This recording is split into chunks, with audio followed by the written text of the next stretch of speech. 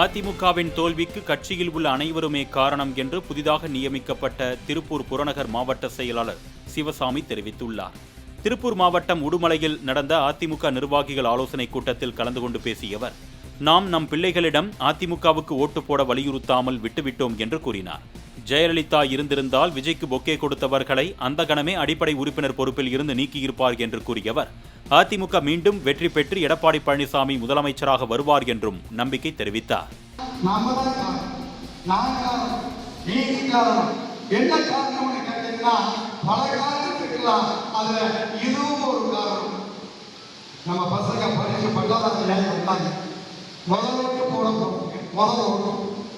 நாம் ஏதாச்சும் நம்ம பசங்கிட்ட கூப்பிட்டு, அப்பா நீ படித்து பட்டதாரி ஆகிருக்கிறேன்னு எங்க காரணம் நான் இல்லை. புரட்சி தலைவர் எம்ஜிஆர் காலத்தில் காலேஜ் கிடையாது. எம்ஜிஆர் தமிழ்நாட்டு போத குழந்தைகள் படிக்கிறதுக்காக என்ஜினியரிங் காலேஜ் தனியார் கூப்பிட்டு லைசன்ஸ் கொடுத்து பிரைவேட் காலேஜ் கட்டிருக்காங்க. கவர்மெண்ட்ல பணம் இல்லை. அப்படி காலேஜ் கட்டினதுனால நீங்க நம்ம குழந்தைகள்லாம் கல்லூரி போய் படிக்க கொடுத்தது. அம்மா சைக்கிள் கொடுத்தாங்க, லேப்டாப் கொடுத்தாங்க. அண்ணன் எடப்பாடியார் வந்தாரு, 7% கொண்டு ஃபீஸ் ஃப்ரீ கவர்மெண்ட் ஸ்கூல்ல படிக்கிற குழந்தை கூட இன்னைக்கு தாக்கல. அதிமுகவின் தோல்விக்கு கட்சியில் உள்ள அனைவருமே காரணம் என்று புதிதாக நியமிக்கப்பட்ட திருப்பூர் புறநகர் மாவட்ட செயலாளர் சிவசாமி தெரிவித்துள்ளார்.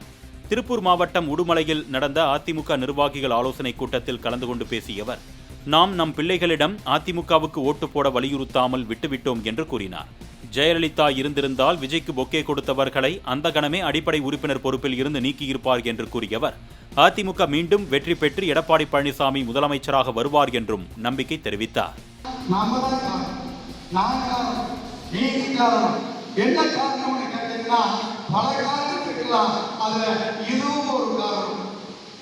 நம்ம பசங்க படிச்சு பட்டதாரி முதலோட்டு போட முதல் நாம் ஏதாச்சும் நம்ம பசங்கிட்ட கூப்பிட்டு, அப்பா நீ படித்து பட்டதாரி ஆகிருக்கிறேன்னு எங்க காரணம் நான் இல்லை. புரட்சி தலைவர் எம்ஜிஆர் காலத்தில் காலேஜ் கிடையாது. எம்ஜிஆர் தமிழ்நாட்டு போத குழந்தைகள் படிக்கிறதுக்காக என்ஜினியரிங் காலேஜ் தனியார் கூப்பிட்டு லைசன்ஸ் கொடுத்து பிரைவேட் காலேஜ் கட்டிருக்காங்க. கவர்மெண்ட்ல பணம் இல்லை. அப்படி காலேஜ் கட்டினதுனால நீங்க நம்ம குழந்தைகள்லாம் கல்லூரி போய் படிக்க கொடுத்தது. அம்மா சைக்கிள் கொடுத்தாங்க, லேப்டாப் கொடுத்தாங்க. அண்ணன் எடப்பாடியார் வந்தாரு, 7% கொண்டு ஃபீஸ் ஃப்ரீ கவர்மெண்ட் ஸ்கூல்ல படிக்கிற குழந்தை கூட இன்னைக்கு தாக்கல.